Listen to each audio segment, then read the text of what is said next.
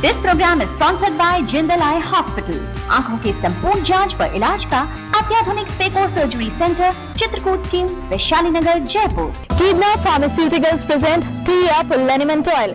घुटनों की दर्द, जोड़ों के दर्द एवं सभी प्रकार के दर्दों में तुरंत आराम। फॉर मोर डिटेल्स कॉन्टैक्ट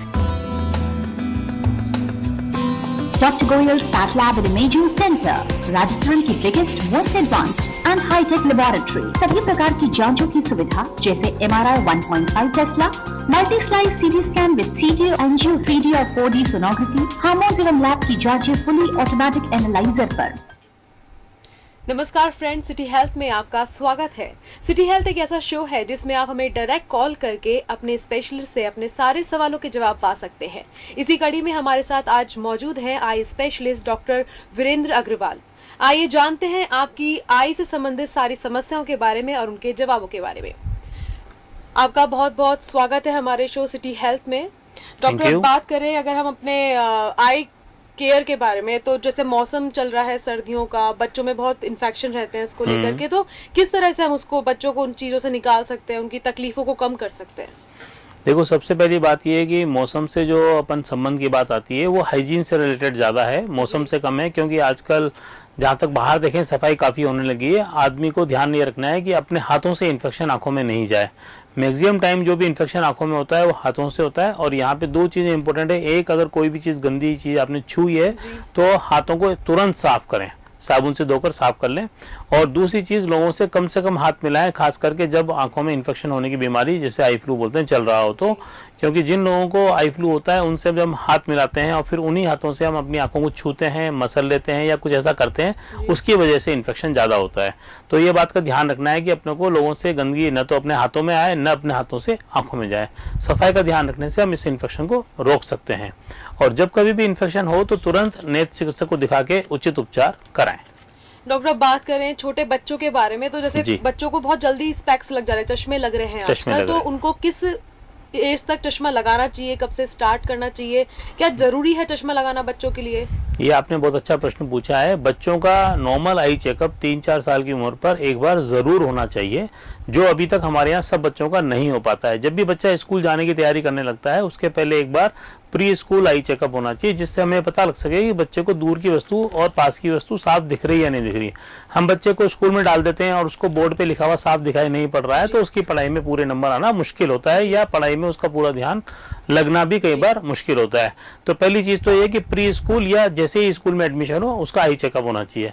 दूसरी बात समझने की ये है कि जैसे हम खाना खाते हैं, क्योंकि पेट भरना चाहिए, एनर्जी मिलनी चाहिए, शरीर सही चलना चाहिए, उसी तरह से ये मानना चाहिए कि बच्चों में चश्मा उनकी आंख के लिए खाना है। खाना मतलब ये है कि जो कुछ भी चीज़ वो देखना चाह रहे हैं या जिस वस्तु को वो देख रहे हैं वो उनको साफ दिखनी चाहिए। अगर बिना चश्मे उनको साफ दिख रही है तो चश्मे की जरूरत नहीं है। अगर बिना चश्मे साफ नहीं दिख पा रही है तो उनको चश्मा लगाना चाहिए। यहाँ पे ये समझना बहुत गलत है कि चश्मा कोई बीमारी है। चश्मा सिर्फ उस तरह की जरूरत है जैसे सर्दी होने पे हम गर्म कपड़े पहनते हैं, गर्मी होने पर हम पंखा, कूलर या एसी चलाते हैं, उसी तरह से अगर हमें कम दिख रहा है तो साफ देखने के लिए हम चश्मा लगाते हैं। जी बिल्कुल। अब चश्मे की बात हुई तो जैसे अगर जो लोग चश्मा लगाना नहीं चाहते हैं और लेंसेज भी नहीं लगाना चाहते हैं तो उनके लिए क्या उपचार हो सकता है और उनकी आंखें किस तरह से बिल्कुल ठीक रह सकती हैं?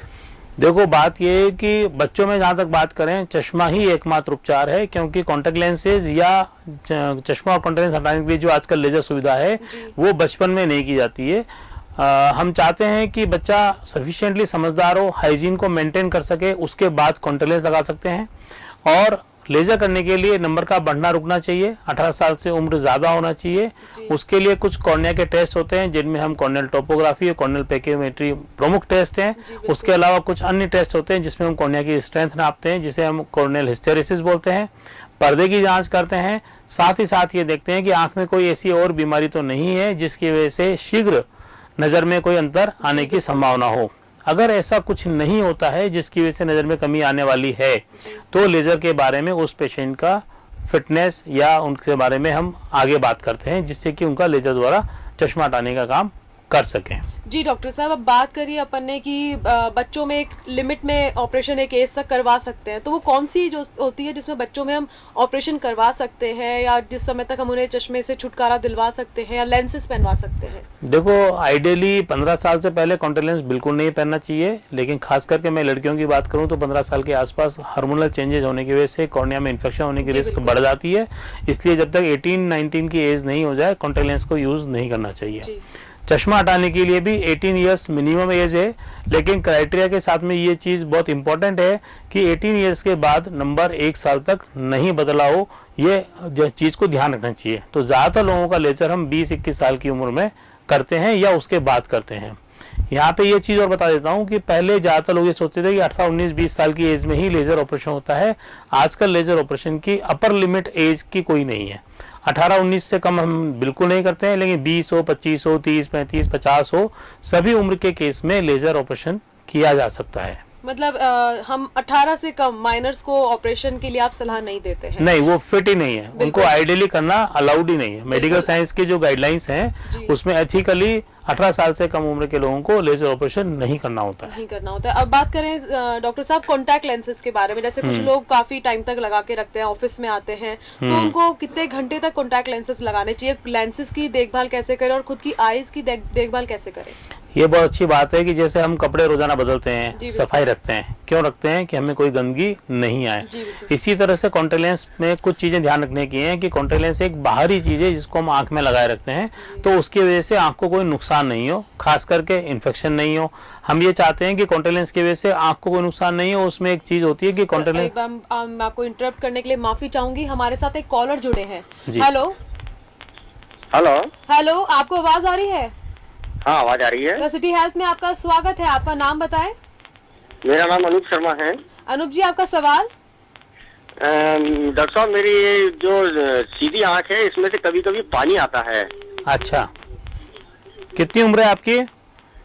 सर उम्र तो है 38। आपको आंखों में कोई चश्मा वगैरह, खुजली, एलर्जी की बीमारी है? सर चश्मा है सर, नजदीक का चश्मा है। अच्छा, अभी उम्र 38 है और नजदीक का चश्मा लगाते हैं, केवल दूर का नहीं लगाते हैं आप? नहीं सर, दूर का नहीं है सर। ठीक है। एक्चुअली में क्या होता है कि नजदीक का चश्मा 38-40 की एज के आसपास आने लगता है, लेकिन ज्यादातर लोगों को जिनको दूर के लिए भी प्लस का चश्मा होता है और नहीं लगाने की वजह से आंखों में तनाव बनता है या थकान महसूस होती है, जिसकी वजह से पानी आता है। हमारी सलाह ये है कि आप नजदीकी नेत्र चिकित्सक को दिखाकर चश्मे की जांच कराएं। दवा डालकर आंखों की जांच करने से पता लग पाएगा कि आपको प्लस का नंबर दूर के लिए भी है क्या। इसी वजह से शायद आपको जल्दी अवस्था में नजदीक का चश्मा लगाना पड़ रहा है। चश्मा लगाने से आपके पानी आने की संभावना, खत्म होने की संभावना काफी ज्यादा है। अच्छा सर, मतलब कि प्रॉब्लम यही है मात्र? हाँ, प्रॉब्लम यही है। जो चश्मा अभी आपके पास है उसको कुछ दिन के लिए दिन भर लगाना चालू कर दें। उससे शुरू में आपको ऐसा लगेगा कि दूर का मुझे कम दिख रहा है, लेकिन धीरे धीरे दूर का साफ दिखेगा, थकान कम होगी और आपको आराम महसूस होने लगेगा, पानी बंद हो जाएगा। हमें कॉल करने के लिए आपका बहुत बहुत धन्यवाद। आशा है आपके सवाल का जवाब आपको मिल गया होगा। डॉक्टर साहब, आप वापस बात करते हैं लेंसेज के रखरखाव और खुद की आंखों की। तो मैं बता रहा था कि लेंस एक बाहरी चीज है जिसको हमने आंख में लगा रखा है, तो उसके साथ इन्फेक्शन नहीं होना चाहिए, तो उसकी सफाई का ध्यान रखना जरूरी है। दूसरी चीज क्या है, लेंस जब आंख में लगा होता है तो कॉर्निया की ऑक्सीजन सप्लाई थोड़ी सी कम हो जाती है, इसलिए कॉन्टैक्ट लेंस को जब तक लगाने की सलाह चिकित्सक देते हैं। कुछ इस तरह के लेंसेज भी आते हैं जिनको हम 15-16 घंटे भी दिन भर में लगा सकते हैं लगातार, बट कुछ लेंसेज होते हैं जिनको हम लगातार नहीं लगा सकते, तो चिकित्सक आपको बताएंगे कि कितने घंटे तक वो लेंस उनकी आंख के लिए सुरक्षित है। दूसरी चीज ये है कि कभी भी लेंस को लगाकर सोना नहीं है। काफी लोग थोड़ा आलस के मारे, थोड़ी अज्ञानता के मारे या थोड़ा इस चीज के मारे कि क्या फर्क पड़ता है, कौन देखने आ रहा है कि लेंस लगाया नहीं लगाया। लेंस लगा के सोने से आंख के कॉर्निया की ऑक्सीजन सप्लाई काफी कम हो जाती है, जिसकी वजह से कॉर्निया में हाइपोक्सिया होता है और उसकी वजह से कॉर्निया में खून की नई नलियां बनना शुरू होती हैं, उसमें रिजेक्शन की रिस्क बन जाती है और इन्फेक्शन की रिस्क बढ़ जाती है। ये चीज अपने को नहीं करनी चाहिए। जब कभी भी ऐसा लगे कि कॉन्टैक्ट लेंस लगाने के साथ में आपको किसी भी प्रकार की परेशानी हो रही है, इरिटेशन हो रहा है, धुंधला दिख रहा है, आंखें ज्यादा लाल हो रही हैं, तनाव बन रहा है, तो कॉन्टैक्ट लेंस यूज को बंद करके चिकित्सक को जरूर मिले, परामर्श लें। ठीक, अब बात करें चश्मे के बारे में। जैसे कुछ लोग कंप्यूटर पे बहुत ज्यादा काम करते हैं, तो वो एकदम से ऑप्टिकल्स के पास जाते हैं और डायरेक्टली उनसे चश्मा लगवा लेते हैं, और कुछ लोग आई अपने स्पेक्स लगवाने के लिए भी डायरेक्टली एक आई ऑप्टिकल से कांटेक्ट करते हैं, तो वो किस हद तक हार्मफुल है और डॉक्टर के से कंसल्ट करना किस हद तक जरूरी है? दोनों तरह की चीजें। ये आपने बहुत अच्छा प्रश्न पूछा। देखो, ऑप्टिकल वाले जो होते हैं वहाँ पे ऑप्टोमेट्रिस्ट होते हैं जिनको इस बात का ज्ञान होता है कि चश्मे का नंबर किस तरह से निकाल सकें। लेकिन जब कभी किसी व्यक्ति को कोई परेशानी होती है, जैसे कि अभी एक प्रश्न भी आया था कि उनको परेशानी क्या हो रही है, आंख में पानी आ रहा है, लेकिन मैं कह रहा हूँ कि जो 38 साल की उम्र में आपको पास का चश्मा लगाना पड़ रहा है, तो उसको दूर के लिए भी चश्मा चाहिए जो प्रोबेबली ऑप्टिकल वाले ने उसको नहीं दिया। और वो होता क्या है कि जब ऑप्टिकल वाले के पास जाते हैं तो वो एक ही प्रॉब्लम पे ध्यान देते हैं कि इनको चश्मे का नंबर क्या है, उसको निकाल के दे दिया जाए। लेकिन चश्मे के नंबर के साथ उनकी मसल्स की एक्सरसाइज की जरूरत है या नहीं है, उनको किसी और तरह के रखरखाव की जरूरत है या नहीं है, या साथ में कोई ऐसी बीमारी है जिसकी वजह से चश्मे के नंबर को एडजस्ट करना पड़ता है।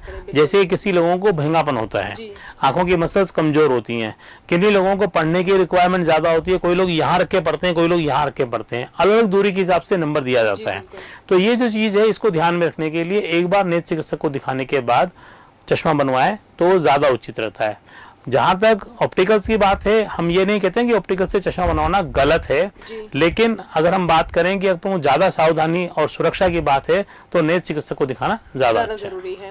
डॉक्टर साहब, बात करें वापस एक बार अपन आते हैं चश्मे की तरफ। जैसे आपने बताया कि डॉक्टर को दिखा के चश्मा लगवाया, और अभी आप एक कॉलर हमारे साथ जुड़े थे जो बता रहे थे कि उनकी आंखों में पानी की समस्या है, लेकिन जिन लोगों की जैसे नजर कमजोर नहीं है लेकिन फिर भी उनकी किसी आंख में पानी की समस्या रहती है, तो उसका क्या कारण है?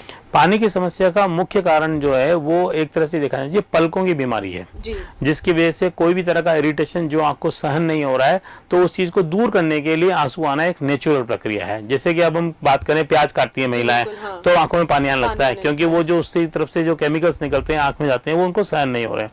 अगर हम किसी ऐसी जगह जाते हैं जहाँ किसी प्रकार की नेचुरल गैस की जगह कोई टॉक्सिक गैस है, धुआं ज्यादा निकलता है, तो हमें आंसू आते हैं, तो ये एक नेचुरल प्रोसेस है। लेकिन अगर बिना किसी बात के पानी आ रहा है तो नॉर्मल आंसू बनना जो होता है वो प्रक्रिया या तो ज्यादा हो गई है या आंसू बहने की प्रक्रिया में कहीं रुकावट आ गई है। तो पलकों के इस कोने में एक रास्ता होता है जहां से लगातार आंसू का निकास धीरे धीरे धीरे नाक में होता रहता है।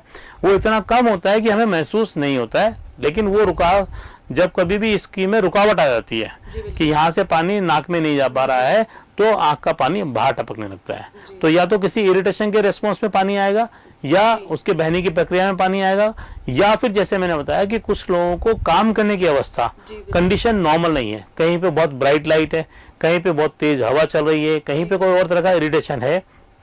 तो जब कभी भी ऐसा इरिटेशन होगा, एक रिफ्लेक्स वाटरिंग होगी। तो ये ध्यान रखना है अपने को। जैसे अभी मैंने बताया कि पढ़ने में स्ट्रेन आ रहा है, तो उसकी वजह से वाटरिंग हो सकती है। तो वाटरिंग के मतलब पानी आने के कई सारे कारण होते हैं, लेकिन उसमें जब तक चिकित्सक से जांच नहीं कराया जाए ये कहना मुश्किल है कि आप ये अमुक दवा काम में ले लें और पानी रुक जाएगा। डॉक्टर साहब, बात कर रहे थे हम लेजर के बारे में, तो लेजर ऑपरेशन कौन सी एज से कराना चाहिए ये तो हमने सबको बता दिया, लेकिन कितने तरह के लेजर ऑपरेशन होते हैं और किस तरह से, कौन सी आइज पे किस तरह से अपन उनको प्रिस्क्राइब करें? हाँ, तो क्या प्रोसेस होता है उसका? जैसे मैंने शुरुआत में ही बताया था कि लेजर ऑपरेशन जो है उसके लिए मुख्यतः कॉर्निया रेस्पॉन्सिबल है, जहां पर हम लेजर ऑपरेशन करते हैं। इसलिए कॉर्निया की स्पेशल जांच, टोपोग्राफी, पेकीमेट्री और कॉर्नियल स्ट्रेंथ को हम निकालते हैं। और कॉर्निया के कर्वेचर में, कॉर्निया में एक गोलाई होती है, उस गोलाई को जितना हम चपटा करता जाएंगे माइनस का नंबर हटा सकते हैं, कॉर्निया को जितना गोल करेंगे हम प्लस नंबर हटा सकते हैं। तो दोनों तरह के नंबर हटाए जा सकते हैं, प्लस के हों माइनस के हों। साथ में एक टेढ़ा नंबर कहते हैं जिसे हम एस्टिमेटिज्म कहते हैं, वो भी लेजर द्वारा हटाया जा सकता है। लेजर करने के एक रूटीन टेक्निक है या स्टैंडर्ड टेक्निक है। उसके आगे हम एडवांसमेंट की बात करें तो कस्टमाइजेशन है। जैसे कि हर व्यक्ति की अलग अलग साइज होती है, हम कहेंगे 40 नंबर की शर्ट दे दो, किसी को पेट में टाइट होती है, किसी को बाहों में टाइट आती है, किसी को लंबाई में छोटी होती है। तो हम हर चीज को नाप जोख के अगर ट्रीटमेंट करते हैं तो उसे हम कस्टमाइजेशन कहते हैं। इसके अलावा कुछ लोगों का कॉर्निया पतला होता है तो उसके लिए हम एपिलेसिक या टोपोलिंक लेजर करते हैं। जिन लोगों का कॉर्निया पतला नहीं होता है लेकिन स्ट्रेंथ कमजोर होती है, उनके लिए हम आजकल बिना फ्लैप वाला लेजर करते हैं, जिसे हम स्माइल लेसिक कहते हैं। तो लेजर के आजकल कई सारे टेक्निक्स हैं, कई सारे टाइप्स हैं, जिनको अगर हम देखा जाए तो पूरी जांच करने के बाद, डॉक्टर से डिस्कस करने के बाद हमें बेस्ट डिसीजन लेना चाहिए। जैसे जैसे हम लेजर में उन्नति की बात कर रहे हैं तो स्टैंडर्ड ट्रीटमेंट से कस्टमाइजेशन की तरफ आए, कस्टमाइजेशन से हम ब्लेडलेस की तरफ आए और ब्लेडलेस से अब हम फ्लैपलेस की तरफ आ गए। मेरा कहने का मतलब ये कि कॉर्निया का जो ट्रीटमेंट का तरीका था उसमें क्या था कि कॉर्निया की सतह पर ट्रीटमेंट करते थे पहले, फिर कॉर्निया की सतह को 2 हिस्सों में डिवाइड करने के बाद लेयर के अंदर ट्रीटमेंट करते थे। अब हम एक ट्रीटमेंट करते हैं जिसमें ट्रीटमेंट तो लेयर के अंदर होता है लेकिन सतह को छेड़ा नहीं जाता, तो उसका फायदा ये होता है कि कॉर्निया ऑलमोस्ट नेचुरल रहता है, इसे हम स्माइल लेसिक कहते हैं। तो आप अगर किसी को प्रिस्क्राइब करें तो वो बस ये है कि आप सामने मतलब पेशेंट को पहले देखेंगे किस तरह का करना चाहिए उनमें ऑपरेशन, तभी उनको प्रिस्क्राइब करेंगे आपको कि ये वाला लेजर करें और ये वाला ना करें। बिल्कुल बिल्कुल। डॉक्टर साहब मैं यहाँ पे ये भी बता देना चाहता हूँ कि लगभग 90% लोग ही लेजर के लिए उपयुक्त होते हैं, फिट होते हैं, सुरक्षित होते हैं। 10% लोग ऐसे होते हैं जिनके लिए लेजर करना सुरक्षित नहीं होता है, तो उनको हम मना कर देते हैं।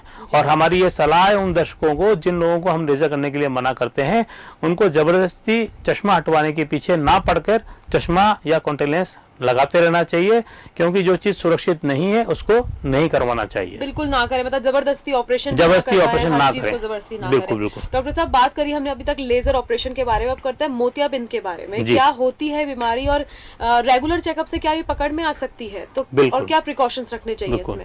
ये बहुत अच्छी बात पूछी आपने। मोतियाबिंद आम लोगों में उम्र के साथ होने वाली एक बीमारी है जिसमें कि नेचुरल लेंस जो अपने को प्रकृति द्वारा पैदाइशी रूप से मिलता है, आंख में एक लेंस होता है जो आम आदमी को दिखता नहीं है बाहर से, बट हम बात करेंगे आंख में हम काला हीरा दिखता है, काले हीरे के पीछे एक लेंस होता है, उस लेंस में किसी भी प्रकार की धुंधलाहट आने को हम मोतियाबिंद कहते हैं। रेगुलर आई चेकअप से मोतियाबिंद किसी व्यक्ति को है इस बारे में पता लग सकता है। मोतियाबिंद कितना है इसके हिसाब से चिकित्सक आपको बताएंगे कि आपको क्या करना चाहिए, क्या सावधानी रखनी चाहिए। मोतियाबिंद बनने के कई सारे कारण हैं, मैंने बताया मुख्यतः ये उम्र के साथ बनने वाला है। जैसे कि उम्र के साथ बाल सफेद होते हैं लेकिन बाल सफेद पहले भी हो सकते हैं, ऐसे ही मोतियाबिंद किसी को कम उम्र में, किसी को अधिक उम्र में बनता है। दूसरी चीज, आजकल काफी तरह के कॉस्मेटिक्स आंखों के आसपास या फेस पे लगाने का प्रचलन है, उसमें काफी क्रीम्स जिनमें स्टेरॉइड होता है उनके यूज से भी मोतियाबिंद बनता है। तो ये बात ध्यान रखें। कुछ लोगों को स्टेरॉइड किसी बीमारी के लिए लगातार रूप में लेना पड़ता है, जैसे कि अस्थमा है, किडनी की प्रॉब्लम्स हैं या और तरह की प्रॉब्लम्स हैं, जॉइंट प्रॉब्लम्स हैं, तो स्टेरॉइड के लगातार यूज की वजह से भी मोतियाबिंद बनता है। आंख की खुद की कुछ बीमारियां होती हैं जिन्हें हम यूवेटिस, ग्लूकोमा या हाई नंबर होना, जिनकी वजह से भी मोतियाबिंद जल्दी बनता है। चोट लगना एक मुख्य कारण है बच्चों में मोतियाबिंद बनने का। मोतियाबिंद पैदाइशी भी हो सकता है, इसलिए मैंने पहले भी कहा था कि बच्चों का आई चेकअप बहुत जरूरी है। अगर हम आइडियल सिचुएशन की बात करें तो बच्चा जब भी पैदा होता है, अगर उसका डेवलपमेंट हर तरह से नॉर्मल नहीं हो रहा है तो आई चेकअप भी एक काम हमें करना चाहिए। के बारे में हाँ, पैदाइशी के टाइम पे एक बार मोतियाबिंद का आई चेकअप होना चाहिए, फिर प्री स्कूल टाइम पे मतलब 3 साल 4 साल की एज पे, फिर बच्चा अगर स्कूल में ढंग से परफॉर्म नहीं कर पा रहा है, हम समझते हैं घर में कि बच्चा बहुत विद्वान है, दिमाग से शार्प है, टीचर बोलती है उसका पढ़ने में मन नहीं है, तो पढ़ने में मन क्यों नहीं है? क्योंकि उसको बोर्ड पे साफ नहीं दिख रहा, तो उस टाइम पे हमें आई चेकअप होना चाहिए। उसके बाद हम चाहेंगे कि आजकल कैरियर का भी बहुत बड़ा रोल हो गया, तो 18-20 साल की उम्र पे भी एक बार आई चेकअप होना चाहिए, जिससे हमें पता लग सके कि कोई व्यक्ति किसी कंपटीशन की तैयारी कर रहा है तो उसके लिए वो अपनी परफॉर्मेंस को पूरी तरह से दे पाएगा या नहीं दे पाएगा। अगर शरीर में कोई भी कमी है, अगर वो 12 घंटे पढ़ रहा है, 6 घंटे पढ़ रहा है, 8 घंटे पढ़ रहा है, लेकिन वो पढ़ने में थकान फील कर रहा है, तो वो अपना स्ट्रेस उसकी वजह से आउटपुट पूरा नहीं दे पाएगा। तो और 40 साल की उम्र पे एक बार चेकअप होना चाहिए, जिससे कि पता लग सके, जो अभी मैंने बात की थी कि पढ़ने के नंबर की जरूरत यूजुअली 40 साल के बाद थोड़ी सी बदल जाती है, और उसके बाद हर 2 साल में एक बार आई चेकअप होते रहना चाहिए। डॉक्टर साहब बात कर रहे थे मोतियाबिंद के बारे में, लेकिन कुछ लोगों की आंखों में एक सफेद रंग का कुछ इकट्ठा हो जाता है, क्या वो भी मोतियाबिंद की श्रेणी में आता है या वो क्या होता है? नहीं, जो मैं बात कर रहा था काला हीरा है, काला हीरे के गोले हिस्से के बिल्कुल साइड में जो व्हाइटनेस आती है वो मोतियाबिंद नहीं है। काले हिस्से के बीच में जब सफेद रंग आने लगता है उसे मोतियाबिंद कहते हैं। लेकिन जो हम बात करें कि आम आदमी सोचे कि मेरे को सफेद रंग नहीं दिख रहा है आंखों में तो मोतियाबिंद नहीं है, या मोतियाबिंद होगा तो सफेद रंग दिखेगा ही, ऐसा नहीं है। ऐसा नहीं है। मोतियाबिंद के अलग टाइप होते हैं। मोतियाबिंद किस अवस्था में है, कहां पर हो रहा है, जैसे कि मैंने बताया कि लेंस होता है, लेंस एक इस तरह का गोल चीज है, इस पूरी गोलाई में लेंस के पीछे वाले हिस्से में अगर मोतियाबिंद है तो काले हिस्से से बाहर नहीं दिखेगा, लेकिन उसके आगे वाले हिस्से में मोतियाबिंद है तो वो जल्दी दिखाई देगा। बट जहां तक बात करें, ज्यादातर लोगों को मोतियाबिंद आंख के पीछे वाले हिस्से में ज्यादा होता है, मतलब लेंस के पीछे वाला हिस्सा जल्दी सफेद होता है या धुंधला होता है, जिसकी वजह से व्यक्ति को काम करने में दिक्कत ज्यादा आती है। और जो पीछे वाला पॉइंट है वो देखने के लिए भी ज्यादा इंपॉर्टेंट है। तो ये बात समझनी चाहिए कि इसे हम पोस्टीरियर सबकैप्सुलर कैटरेक्ट कहते हैं। ये कॉमन प्रक्रिया है जिसमें कि पोस्टीरियर सबकैप्सुलर कैटरेक्ट होता है, व्यक्ति को बाहर से नहीं दिखता है और उसको आम आदमी डायग्नोस नहीं कर सकता, लेकिन नेत्र चिकित्सक के पास जाने के साथ इमीडिएटली उसका डायग्नोसिस या उसका निदान हो पाता है। जी बिल्कुल। डॉक्टर, अब बात करें बच्चों के बारे में वापस से करते हैं। तो बच्चों को टीवी देखने का आजकल बहुत शौक है और एंड्रॉइड पे मोबाइल पे गेम खेलते रहते हैं, कई घंटों कंटिन्यू वो गेम पे लगे रहते हैं। तो कितने घंटे बच्चों को टीवी देखनी चाहिए और कितने घंटे गेम खेलना चाहिए? अगर ना माने तो उनके लिए क्या प्रिकॉशंस है? देखो, सबसे इंपॉर्टेंट चीज ये है कि मैं दो बातें कहना चाहूंगा जो बच्चों के लिए अच्छी भी है और बुरी भी है, और बच्चे इस बात से जिद भी कर सकते हैं। केवल टीवी देखने से बच्चे की आंख खराब नहीं होती है, यह बात सबको क्लियर कर लेनी चाहिए। इस चीज की चिंता नहीं करनी चाहिए कि बच्चे को टीवी देखने से आंख खराब हो रही है। बच्चे को टीवी देखने का यूज क्या क्या करना चाहिए? बच्चे को एंटरटेनमेंट है, जैसे कि वो कार्टून फिल्म देखते हैं, लेकिन बच्चे को साथ साथ नॉलेज के लिए भी टीवी देखना चाहिए। एक इंपॉर्टेंट बात ये और है, बच्चा जब भी टीवी देखे कमरे में अंधेरा नहीं हो। बच्चा जब टीवी देख रहा हो तो टीवी में डिस्टेंस होनी चाहिए। जैसे हम रफली आजकल जो 20 इंच 22 इंच के टीवी आते हैं, अगर उनकी बात करें तो 8-10 फुट की दूरी से देखना चाहिए। अगर 40 इंच का टीवी है तो उसको 15-20 फुट की दूरी से देखना चाहिए। मेरा कहने का मतलब ये है कि कमरे में जब टीवी लगाया जाए तो ये बात भी देखा जाए कि कमरा छोटा हो टीवी बहुत बड़ा लगा दें, ये नहीं होना चाहिए। क्योंकि हमारे देखने का जो एंगल है, जो कंफर्ट लेवल है, उस सब चीज के लिए जरूरी है कि वो प्रॉपर साइजिंग हो। तीसरी इंपॉर्टेंट चीज है कि बहुत शार्प नहीं हो। जहां तक बात वीडियो गेम्स की है, उसमें बच्चों का इन्वॉल्वमेंट या टीवी में इन्वॉल्वमेंट ऐसा हो कि पलक झपकाना भूल जाते हैं, तो उनको हम बीच बीच में टोकें कि आपको दूर बैठना है, पलक झपकानी है। गर्दन की जो पोजीशन है वो बिल्कुल ऐसा नहीं हो कि बिल्कुल फिक्स हो गई है, यूं हो गई है, क्या टेढ़ा होकर देख रहे हैं, वो काम नहीं करना चाहिए। बीच बीच में उनको रुकावट देनी चाहिए, उनको समझाना चाहिए कि जो चीज काम की नहीं आ रही है उस समय वो रिलैक्स हो, खड़े हों, घूम फिर लें, हाथ पैरों को रिलैक्स करें। नहीं तो बिल्कुल एक फिक्स पोस्चर में बैठे रहने से उनको पोस्चर रिलेटेड प्रॉब्लम भी आती है। यहाँ पे मैं आपको बीच में रोकना चाहूंगा कि मोतियाबिंद की अपनी जो बात चल रही थी उसमें आपने मोतियाबिंद क्यों होता है, कैसे होता है, मरीज को क्या परेशानी होती है, ये तो पूछ लिया, बट हम ये नहीं बता पाए भी कि उसका उपचार क्या है। तो मैं दो चीजें मोतियाबिंद के बारे में कहना चाहूंगा कि पहले मोतियाबिंद होना और आज का मोतियाबिंद होने में बहुत ज्यादा अंतर आ गया है। अगर हम बात करें सामाजिक व्यवस्था की तो आज से 20-30 साल 40 साल पहले ये अवस्था थी कि एक व्यक्ति को बूढ़ा होने पे मोतियाबिंद हो गया, वो अपना काम करना छोड़ देता था और उसके बच्चे उस काम को संभाल लेते थे, क्योंकि ज्वाइंट फैमिली हुआ करती थी। आजकल काफी लोगों में ज्वाइंट फैमिली खत्म हो गई, इंडिविजुअलाइज फैमिलीज है, जिसमें कि उस व्यक्ति को हर उम्र में भी अपना जीवन यापन करना, अपने कार्य को खुद करना जरूरी है। तो एक तो चीज ध्यान रखनी है कि मोतियाबिंद होने का मतलब अपने आप को रिटायरमेंट नहीं मानना है। दूसरी चीज है कि मोतियाबिंद के ऑपरेशन के जो तरीके में बदलाव आया उसकी वजह से जो पहले ऑपरेशन हुआ करते थे काफी लोगों को नजर नहीं आती थी या आने के बाद फिर वापस कमजोर हो जाती थी। आजकल मोतियाबिंद के तरीके जिसे हम फेको विधि से कहते हैं या अभी लेटेस्ट हमने लेजर से भी मोतियाबिंद का ऑपरेशन करना चालू किया है, तो क्वालिटी ऑफ सर्जरी और ऑपरेशन के बाद के जो रिजल्ट हैं वो काफी ज्यादा सुरक्षित हो गए हैं। तो मोतियाबिंद का जब भी कभी प्रॉब्लम हो, अगर आपको रूटीन लाइफ में दिक्कत आने लगी है तो मोतियाबिंद का पहली चीज ऑपरेशन कराएं। ऑपरेशन के अलावा मोतियाबिंद का अभी तक कोई और उपचार किसी भी पैथी में नहीं, किसी भी पैथी में नहीं है। कई लोग होम्योपैथी, एलोपैथी के छोड़ के आयुर्वेद में चले जाते हैं, यूनानी में चले जाते हैं या नेचुरोपैथी में चले जाते हैं, लेकिन अभी तक किसी भी पैथी में ऐसा कोई ट्रीटमेंट नहीं है जिससे कि मोतियाबिंद को बनने से रोका जा सके और मोतियाबिंद को बनने के बाद उसकी नजर को बिना ऑपरेशन के ठीक किया जा सके। तो किसी भी और तरह का प्रकार हम ट्रीटमेंट में टाइम जो लगाते हैं वो टाइम वेस्टेज है। दूसरी चीज मैं बताना चाह रहा था कि जैसे मैं बताया हर व्यक्ति को अपना काम खुद करना पड़ रहा है, मतलब सड़क पर जाना पड़ रहा है, बाहर निकलना पड़ रहा है। अगर उसको धुंधला दिख रहा है और गलती से उसने बाहर निकलने में कोई एक गलती होने से एक्सीडेंट हो गया तो एक प्रॉब्लम के साथ एक दूसरी नई प्रॉब्लम और खड़ी हो जाती है। तो ये बात अपने को ध्यान रखनी चाहिए कि जब कभी भी धुंधला दिख रहा है, अगर मोतियाबिंद कारण है तो मोतियाबिंद का उपचार तुरंत कराएं। पहले हम मोतियाबिंद के पकने का इंतजार करते थे, आजकल ऑपरेशन में मोतियाबिंद के पकने का इंतजार नहीं किया जाता है, जल्दी ऑपरेशन करना उचित रहता है। आपकी इस जानकारी के लिए धन्यवाद। दोस्तों, अभी वक्त हो चला एक छोटे से ब्रेक का।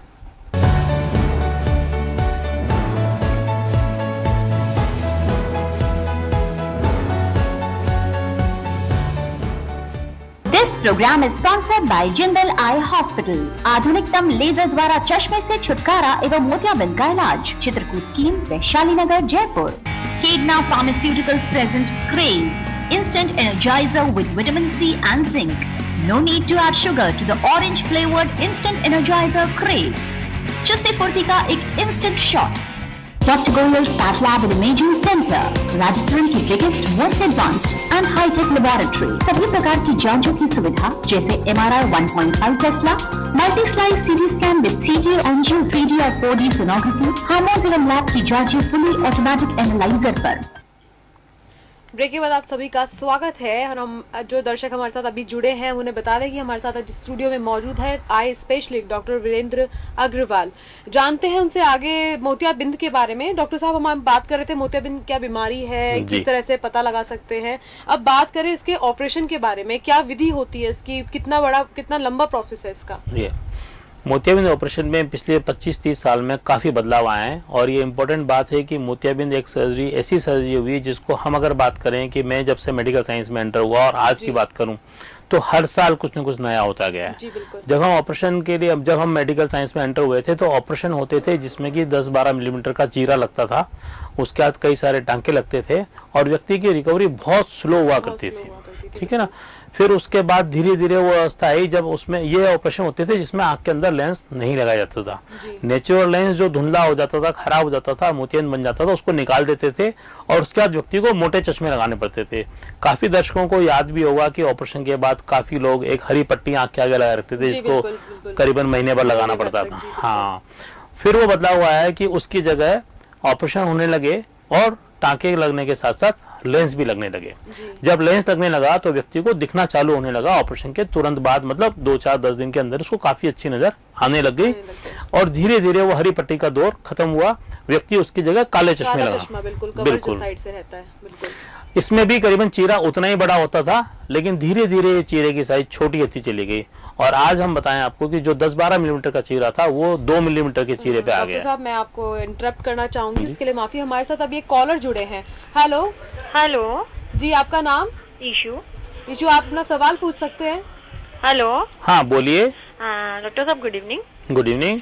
मैं ये जानना चाह रही थी, एक्चुअली मेरी आंखों में ये प्रॉब्लम है कि वो ब्लिंकिंग बहुत ज्यादा करती है, मैं कंटिन्यू वर्क नहीं कर सकती हूँ कंप्यूटर के ऊपर और मुझे चश्मा भी लगा हुआ है। आप लगाती हैं उसको? हाँ मैं लगाती हूँ लेकिन लगाने के बाद मुझे सर दर्द होता है उसको। ठीक है, देखो 2-3 चीज आप बता रही हैं उस हिसाब से नजर आती है कि आप कंप्यूटर पे ज्यादा काम करती हैं, तो आपको ध्यान रखने की बात यह है कि आपकी डिस्टेंस प्रॉपर हो, आपकी लाइटिंग कंडीशंस ऐसी हो, एम्बिएंट लाइट्स मतलब सराउंडिंग लाइट्स ऐसी हो कि आपको स्ट्रेन नहीं फील हो रहा हो, फोन साइज प्रॉपर हो। इसके बाद जो इम्पोर्टेंट चीज आप बता रहे हो, चश्मा लगाने से हेडेक होता है, इसका मतलब चांसेस ये है कि चश्मे का नंबर भी आपका पूरा प्रॉपर नहीं है, लेकिन चश्मे की जरूरत आपको जरूर है, तो चश्मे के नंबर को आप दोबारा चेक कराएं। जो बात आप करेंगे बार बार ब्लिंक करना पड़ता है, ये कॉमन बीमारी है जिसे हम बोलते हैं ड्राई आई, मतलब आंखों में आंसुओं की कमी होना। जब भी हम कोई काम करते हैं या जब भी हम अपना काम नहीं भी कर रहे होते हैं तो आप ध्यान रखते हैं कि आदमी 15-20 सेकंड के बाद एक बार अपनी आंखों को जरूर झपकता है। ये जो झपकने का पर्पज ये है कि आंखों में जो भी आंसू हैं उनको आंख में ऊपर से नीचे तक पूरी सतह पर फैलाना, मतलब आंखों को गीला रखना, आंखों को नम रखना। हाँ, जब कभी भी ऐसा होता है कि आंखें नम नहीं रह पाती हैं, गीली नहीं रह पाती हैं, तो उसमें इरिटेशन होने लगता है जिससे आदमी को बार बार झपकना पड़ता है। लेकिन बार बार झपकने के बाद भी अगर आंसू कम है तो काम नहीं चल पाएगा। इस अवस्था में हम फिर आंखों में नकली आंसू या आर्टिफिशियल टीयर्स की प्रिस्क्रिप्शन देते हैं, जिसको काम में लेने से ये प्रॉब्लम कम हो जाती है। जो बात आप कर रही हो कि आप लगातार कंप्यूटर पर काम करते हो, तो काफी लोग ऐसे होते हैं कंप्यूटर पर काम करते करते या तो उसमें कंसंट्रेशन की जरूरत है या इतना मग्न हो जाते हैं कि अपनी आंख को झपकाना भूल भी जाते हैं। तो आपको बाय हैबिट रेगुलर ब्लिंकिंग करनी है, चश्मे के नंबर को दोबारा चेक कराना है, कंप्यूटर की सेटिंग्स ऐसी रखनी है कि आपको साफ दिखाई दे और साथ ही आपका पोस्चर मतलब बॉडी पोस्चर भी ऐसा होना चाहिए कि आप कंफर्टेबली काम कर सकें। जी, इस चीज को करने से आपकी प्रॉब्लम दूर हो जाएगी। हमें धन्यवाद इशू फोन करने के लिए और आशा है आपको आपके सवाल का जवाब मिल गया होगा। डॉक्टर साहब, वापस अपन आते हैं मोतियाबिंद पर और जानते हैं इसके ऑपरेशन के स्टेजेस के बारे में। स्टेजेस के बारे में तो मोतियाबिंद का ऑपरेशन जैसे मैंने बताया ना कि 10-12 मिलीमीटर से चीरा छोटे होते थे, अब लगभग 2 मिलीमीटर, आजकल हम 1.8 मिलीमीटर से फेको ऑपरेशन करते हैं। जैसे मैंने बताया पहले सारा काम मैनुअल हुआ करता था, धीरे धीरे इसमें मशीन का उपयोग करने लगे। जो आजकल सबसे कॉमन सर्जरी है उसमें फेको इमल्सिफिकेशन या फेको मशीन काम में ली जाती है। उसका फायदा ये होता है कि पहले हम लेंस को ऑपरेशन करने के समय पूरा निकालते थे, फिर उसको टुकड़े करके निकालने लगे, और अब हम फेको विधि द्वारा टुकड़े करके आंख के अंदर ही उसको एस्पिरेशन कर लेते हैं। मतलब टुकड़ों को बाहर निकालने के लिए भी एक ट्यूब होती है, जिसे हम जैसे बोलते हैं अपन सुई की बात करें तो निडल जितनी छोटी चीज से हम उस ऑपरेशन को कर सकते हैं, जिसमें कि कोई कट वाली बात है, चीरा वाली बात है, या अपन जो पहले चीर फाड़ बोलते थे, टांके लगते थे, वो सब चीजें धीरे धीरे बदलकर 1.8 से 2.8 मिलीमीटर फेको विधि पर आ गई हैं, जिसमें कि आदमी प्रैक्टिकली तुरंत अपने काम पर वापस आ सकता है। पहले उसको एक एक महीने तक पट्टी बांधनी पड़ती थी, फिर काला चश्मा काफी दिनों तक लगाना पड़ता था, फिर घर पे रेस्ट करना पड़ता था, वो सब बदल गया है। अब अपने नियमित कार्य वो इमीडिएटली वापस कर सकते हैं। इसी चीज में अभी एक लेटेस्ट डेवलपमेंट आया है कि जिसमें फेको विधि के ऑपरेशन की कुछ स्टेप्स जिन्हें हम हाथ से करते थे वो अब लेजर द्वारा की जा सकती हैं। तो उसका फायदा ये हुआ कि रिकवरी और फास्ट हो गई है, सेफ्टी और ज्यादा बढ़ गई है। अगर हम बात करें प्रिसीजन की, क्वालिटी ऑफ रिकवरी की एंड क्वालिटी ऑफ विजन की, तो वो चीज भी और बेहतर हो गई है। मतलब हम धीरे धीरे मोतियाबिंद में उस अवस्था में आ गए हैं कि ऑपरेशन के पहले जो कुछ भी परेशानी उसको थी उसको हम खत्म करके लगभग नॉर्मल अवस्था में, जैसे कि आदमी की युवा अवस्था होती है, उस तरह की कंडीशन में उसको पहुंचा सके। डॉक्टर साहब, अब बात करें, जैसे आपने बताया कि मोतियाबिंद के ऑपरेशन के जस्ट बाद में रेगुलर ऑफिस आप जा सकते हैं, कोई परेशानी नहीं है। इसको और अच्छा करने के लिए क्या करना चाहिए पेशेंट को, उसकी अपनी नजर को अच्छा करने के लिए क्या करें? देखो, मोतियाबिंद ऑपरेशन में जैसे मैंने आपको शुरुआत में बताया है कि आंख का नेचुरल लेंस जो धुंधला हो गया है, खराब हो गया है, उसको निकालकर हम एक नया लेंस लगाते हैं। ये जो नया लेंस है इसने काफी क्रांतिकारी परिवर्तन किए हैं। आज हम बात करें 30 साल पहले जो लेंस आते थे उनकी साइज, उनकी डिजाइन इस तरह की थी कि उसके लिए चीरा बड़ा होता था। अब हमारे पास जो लेंसेज आते हैं वो फोल्डेबल लेंस आते हैं, जिनको हम की लेंस को फोल्ड कर देते हैं तो वो छोटे चीरे से भी अंदर जा पाते हैं। तो एक तो रिकवरी उसकी वजह से फास्ट हुई है। दूसरा जो लेंस है उसकी क्वालिटी ऑफ विजन में भी काफी चेंजेस आए हैं। पहले जो लेंस आते थे उसे हम स्फेरिकल लेंस से बोलते थे, मतलब कि एक तरह से गोल कांच का टुकड़ा हुआ करते थे। अब आजकल जो लेंसेज आ रहे हैं वो इस तरह के लेंस आते हैं जिसमें कि कंट्रास्ट सेंसिटिविटी, जिसे हम बोलें कि कम लाइट और ज्यादा लाइट में चीजों को साफ देखने की क्षमता की बात करें तो वो बेहतर होने लगी है। ऐसे ही हम बात करें यूवी लाइट प्रोटेक्शन की, जैसे कि जो सनलाइट आती है उसमें एक यूवी लाइट होती है जिससे अल्ट्रावायलेट लाइट से कुछ पर्दे को नुकसान होता है, उस चीज के प्रोटेक्शन की मात्रा उसके अंदर खुद के अंदर आ गई है। तीसरी चीज है कि पावर की एक्यूरेसी। आंख के अंदर लगने वाले नेचुरल लेंस की जगह जो नया लेंस लगा रहे हैं वो एक्चुअली में किस पावर का होना चाहिए उसको हम काफी हद तक सही रूप में ऑपरेशन के पहले मालूम कर पाते हैं और फिर उसी पावर का लेंस आंख के अंदर लगाते हैं। इस काम को करने का फायदा ये होता है कि जो क्वालिटी ऑफ विजन है वो ऑलमोस्ट बिना चश्मे के उतनी ही मिल जाती है। फिर बात करें हम कि उसमें और क्या क्या चीज के एडवांटेज हैं, तो जैसे मैंने शुरुआत में बताया था कि काफी लोगों को टेढ़ा नंबर होता है जिसे हम एस्टिग्मेटिज्म बोलते हैं, तो उसके लिए स्पेशल लेंसेज आते हैं जिन्हें हम टोरिक लेंस बोलते हैं। मतलब चश्मे का नंबर कम करने के साथ साथ टोरिक लेंस की वजह से हम एस्टिग्मेटिज्म को भी खत्म कर पाते हैं। एक स्पेशल लेंस आता है जिसे हम बाइफोकल, मल्टीफोकल या ट्राइफोकल लेंस बोलते हैं, जिसमें एक के अलावा अलग अलग फोकस पॉइंट्स होते हैं। तो जो नॉर्मल लेंस होता है, जो मतलब नॉर्मल फेको विधि में ऑपरेशन में लेंस लगाया जाता है, वो एक पावर के लिए सही होता है। उसमें हमारा एम होता है कि उस व्यक्ति को दूर के लिए चश्मा ऑलमोस्ट ना लगाना पड़े और पास के लिए वो चश्मा लगा ले। बट बाइफोकल, ट्राइफोकल या मल्टीफोकल लेंसेज इस काम के लिए आए हैं कि व्यक्ति को दूर और पास दोनों काम चश्मे के बिना देख सके। और इसी में एक एडवांसमेंट आया जिसे हम अकोमोडेटिव लेंस कहते हैं। तो नेचुरल लेंस जो होता है प्रकृति द्वारा जो आंखों में लगा होता है, वो लेंस की पावर क्षमता होती है कि वो अपनी पावर को बहुत कम ग्रेजुअल स्टेप्स में कम और ज्यादा कर सके। इसी चीज को हम अकोमोडेशन बोलते हैं। तो आजकल कुछ लेंस ऐसे भी आए हैं जिन्हें हम अकोमोडेटिव लेंस बोलते हैं। वो अपनी पावर को जरूरत के हिसाब से चेंज कर सकते हैं, कम ज्यादा कर लेते हैं, तो उसको व्यक्ति को ऑलमोस्ट नेचुरल फील होता है। हमारे पास कुछ पेशेंट्स जिनको हम ये स्पेशल लेंसेज लगाते हैं वो अभी कॉस्ट की वजह से सबको नहीं लगा पाते हैं, लेकिन जो लोग अफोर्ड करते हैं या जिन लोगों को जरूरत ज्यादा होती है उनको हम समझाते हैं कि ये लेंस आपको काफी ज्यादा आरामदायक रहेगा अपने काम करने में। तो वो लोग कई बार ऐसा फील करते हैं कि मैं 60 साल की उम्र में हूँ लेकिन मेरी नजर लगभग 20 साल जैसी हो गई है। मतलब किसी भी तरह का कोई लिमिटेशन उसकी वजह से नहीं है। और जहां तक आपने बात करी ऑफिस में या किसी और काम करने जाने आने की बात है, तो जैसे चीरा छोटा हुआ है तो रिकवरी फास्ट हो गई है। जहां तक बात करें हम सेफ्टी की, तो पहले जो ऑपरेशन में डर था कि किसी मौसम में कराएं किसी में ना कराएं, उसका मेन कारण क्या था कि टांके लगते थे। तो जब बरसात के मौसम पक जाए वो ये जब भी हाइजीन पुअर होगा, सराउंडिंग्स में गंदगी ज्यादा होंगी, अभी दोनों चीज नहीं है, ओवरऑल हर आदमी अपने को और अपने आसपास को साफ रखने लगा है। और जैसे अभी मोदी जी ने एक स्वच्छता अभियान भी चलाया है तो उसका भी काफी फर्क पड़ा है। तो किसी भी मौसम में मोतियाबिंद का ऑपरेशन कराया जा सकता है, पहली चीज। टांके नहीं होने की वजह से इन्फेक्शन होने की रिस्क खत्म हो गई है। टांका नहीं रख लेंगे, साथ साथ चीरा छोटा होने से भी इन्फेक्शन रिस्क खत्म हो गई है।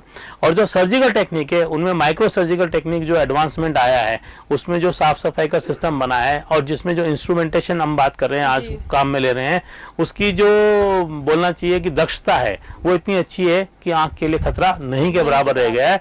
इसीलिए हम ये कहना चाहते हैं कि जब कभी भी आपको तकलीफ थोड़ी भी हो, आप मोतियाबिंद का ऑपरेशन करा सकते हैं।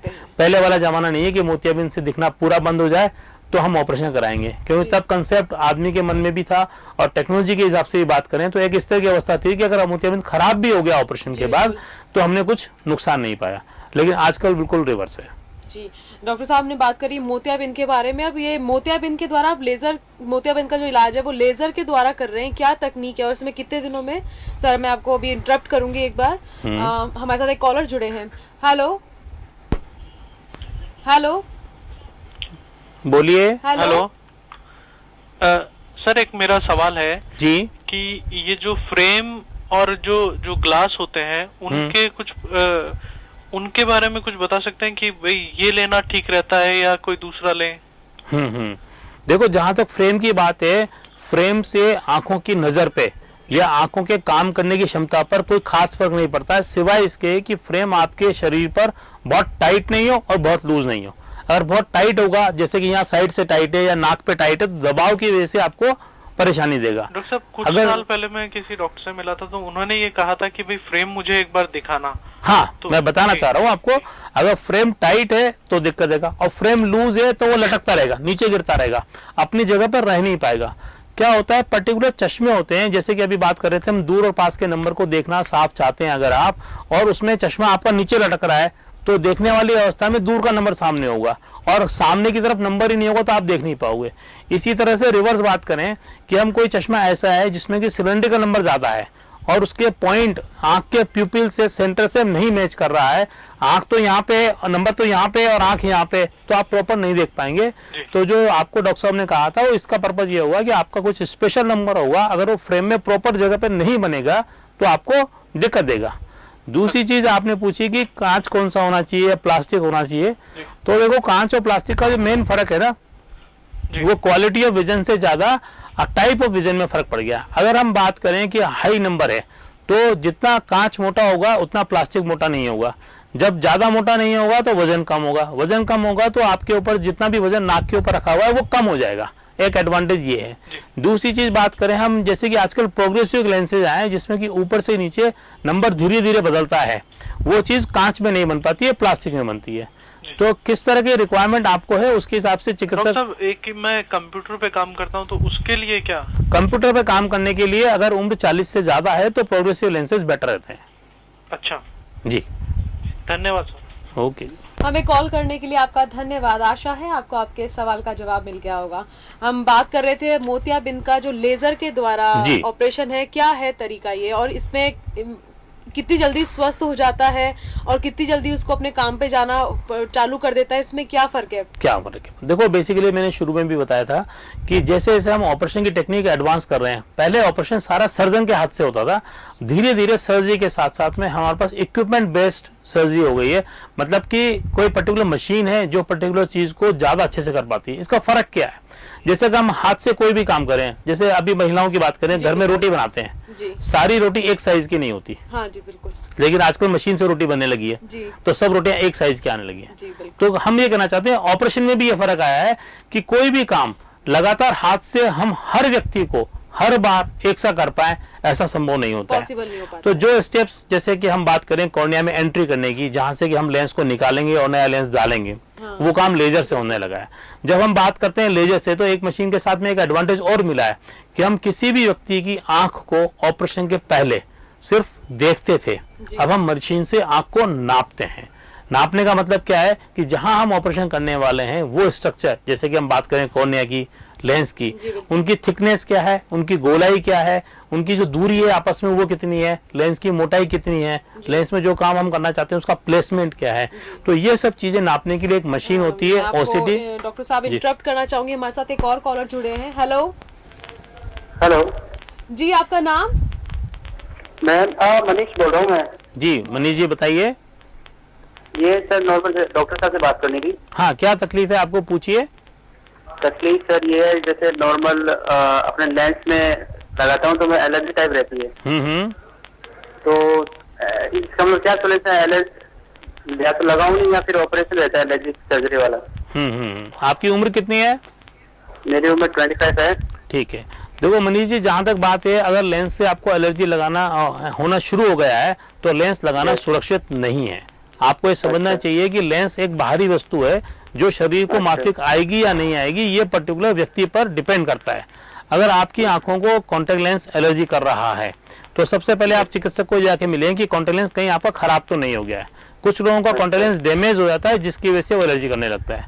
अगर वो डैमेज नहीं हुआ है फिर भी एलर्जी कर रहा है तो आपको उसका उपयोग नहीं करना चाहिए। जहां तक बात इस बात की है कि आपको लेंस लगाने की जगह लेजर से ऑपरेशन कराना चाहिए, उसके लिए आपको चिकित्सक को मिलकर ये जांच करानी पड़ेगी कि क्या आपके लिए ऑपरेशन करना सुरक्षित है। अगर चिकित्सक आपको बताते हैं कि ऑपरेशन करना आपके लिए सुरक्षित है तो आप इस ऑप्शन को चूज कर सकते हैं। और मतलब ऑपरेशन के बाद कोई ऐसा नहीं साइड इफेक्ट वगैरह? देखो, जहां तक मैंने बताया कि सुरक्षा की जांच वो पहले करेंगे तो साइड इफेक्ट की टेंशन आप ना करें। अगर आपको चिकित्सक मना करते हैं और फिर आप ऑपरेशन कराते हैं तो साइड इफेक्ट्स होने की संभावना बढ़ जाती है। Okay, thank you sir. Thank you Manish ji, हमें कॉल करने के लिए आपका धन्यवाद। डॉक्टर साहब हम बात कर रहे थे लेजर द्वारा जो मोतियाबिंद का ऑपरेशन होता है उसके बारे में। तो मैं बता रहा था कि एक ओसीटी मशीन होती है जो कई और चीजों के लिए भी आजकल काम आती है, कॉर्निया की चीज जांच करने के लिए, रेटिना की जांच करने के लिए। ऐसे ही मोतियाबिंद के ऑपरेशन के दौरान जब लेजर से हम ऑपरेशन करते हैं तो वो मशीन पहले जांच करती है और फिर कंप्यूटर में उस जांच के हिसाब से हम डिसीजन लेते हैं कि कहां कहां पे कितना लेजर डालना चाहिए जिससे कि हम प्रॉपर ऑपरेशन कर पाते हैं। इस काम को करने से हम बात करें प्रिसीजन की, एक्यूरेसी की और सेफ्टी की, तो ये काफी बढ़ जाती है।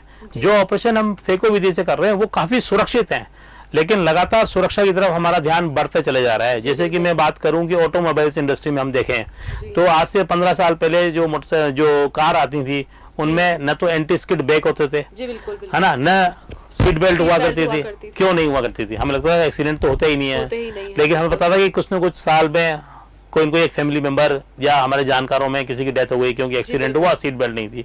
जब से सीट बेल्ट आई है, मोटरसाइकिल पे हेलमेट आया है तो सेफ्टी बढ़ गई है। इसी तरह से ऑपरेशन के दौरान जो हम फेको विधि से ऑपरेशन करते हैं उसे हम बिल्कुल सुरक्षित मानते हैं, लेकिन कभी कभी ऐसा होता है कि उस सुरक्षा में कोई चूक हो जाती है। तो चूक को कम करने के लिए लेजर ऑपरेशन या ओसीटी मशीन की जो हमारे भागीदारी है, उसकी जो उपयोगिता है वो बढ़ जाती है। तो लेजर का ये फायदा है। अब चश्मे हटाने के, हम चश्मे के ऑपरेशन के बाद लेजर के द्वारा चश्मा हट गया, उसके बाद में क्या प्रिकॉशंस होते हैं और पोस्ट प्रिकॉशंस क्या होते हैं जिससे हम उसको आंखों को और ढंग से रख सके? देखो, सबसे पहली चीज ये कि हम ये कहें कि चश्मा हटाने के ऑपरेशन की वजह से आंखों के लिए कोई और बीमारी नहीं होने वाली है। किसी और चीज के ध्यान रखने की जरूरत ऐसी नहीं है कि जिससे हम ये कह सकें कि चश्मा हटाने का ऑपरेशन कराया तो आंख कमजोर हो गई है या ये खराब जल्दी होगी या इसमें खराबी आ गई है। हाँ, ये बात जरूर है कि कोई भी ऑपरेशन कराएं चाहे ना कराएं, और खास करके ऑपरेशन कराने के बाद मन में जो डर होता है उसका हम एक फायदा लेना चाहते हैं कि व्यक्ति अपनी आंखों को ज्यादा सुरक्षित रखे। जैसे कि सबसे इंपॉर्टेंट चीज है कि मैंने बताया कि बाहर निकलते हैं, पॉल्यूशन से एक्सपोजर होता है, तो जब भी घर पहुंचे, ऑफिस पहुंचे, जहां आपको साफ पानी मिले, छींटे मार के आंखों को धो लें। धोने का मतलब मसलना कतई नहीं है, यह बात आपको ध्यान रखनी है। गंदगी को सिर्फ बहाना है। रात को जब भी हम सोते हैं उसके पहले जरूर धोएं, यह बात आपको ध्यान रखनी है। यहाँ पे मैं ये भी कहना चाहूंगा कि काजल काफी महिलाएं लगाती हैं और काजल उनको अच्छा भी लगता है, लेकिन काजल सिर्फ एक धुआं है जिसको हम इकट्ठा करते हैं और अपनी आंख में लगाते हैं। और काजल के साथ साथ कई लोगों को लगाने के तरीके की वजह से या हाथों में गंदगी की वजह से इन्फेक्शन भी होता है। तो काजल का जहां तक उपयोग की बात करें वो मेडिकल साइंस के हिसाब से एडवाइजेबल नहीं है। तो ये जो आंखों में अपने रूखापन हो जाता है वो भी काजल लगाने की, काजल की वजह से भी, कॉस्मेटिक्स की वजह से आंखों में ड्राइनेस की प्रॉब्लम काफी ज्यादा होती है। डॉक्टर साहब, बात करें अगर अपन काला पानी, एलर्जी, इन सब के बारे में, तो क्या बीमारी है काला पानी?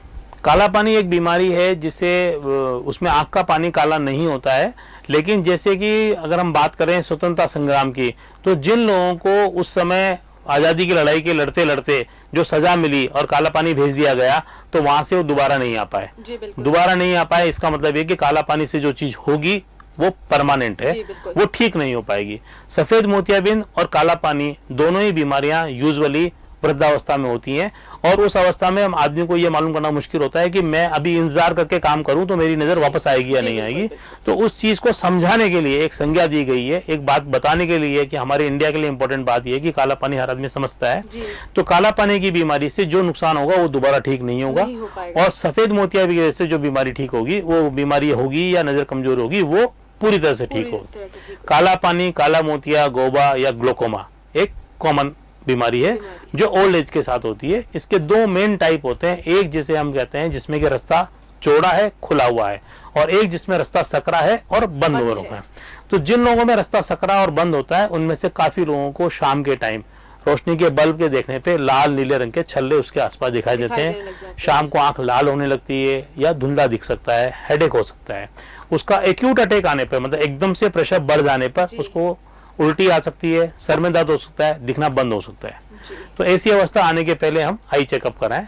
यूजुअली ये जो काला पानी की बात करें 40 साल के पहले कम होता है, और जैसा कि मैंने शुरू में भी बताया कि 40 साल के आसपास और उसके बाद हर 2 साल से अगर हम रेगुलर आई चेकअप सेफ्टी के लिए कराते रहें तो काला पानी का डायग्नोसिस जल्दी हो जाएगा।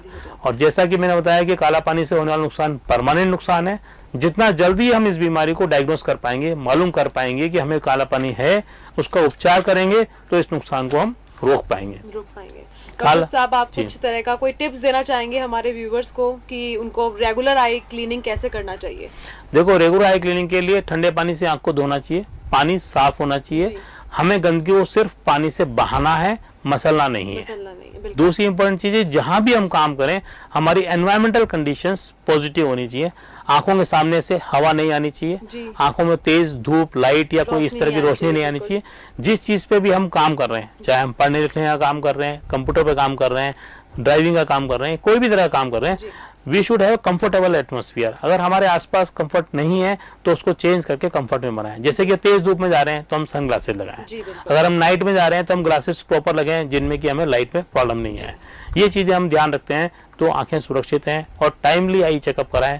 अगर किसी भी प्रकार की परेशानी आपको आंखों में आ रही है तो आप आई चेकअप कराएं। और यहाँ पे एक महत्वपूर्ण बात बता देना चाहता हूँ, बच्चे अगर परफॉर्म नहीं कर पा रहे हैं, आपको ऑफिस में गुस्सा जल्दी आ रहा है, घर में झगड़े हो रहे हैं, तो भी आई चेकअप कराएं। क्योंकि काफी लोगों को प्लस के नंबर होते हैं और वो अपनी बात को कह नहीं पाते हैं, लेकिन अपनी मसल्स को जबरदस्ती काम ले लेके अपना काम निकालते रहते हैं, और उसकी वजह से ये साइड इफेक्ट्स होते हैं। तो ये बात ध्यान रखें कि परेशानी है तो आई चेकअप जरूर कराएं। हमारा ये शो सिटी हेल्थ आपके लिए इसलिए खास बनाया गया है जिससे आपको अपनी हर छोटी से छोटी और बड़ी से बड़ी सारी समस्याओं का समाधान मिल सके। हमारे लिए आज के लिए सिर्फ इतना ही है, और अगली बार हम एक और स्पेशलिस्ट के साथ आपके सामने हाजिर होंगे। तब तक नमस्कार।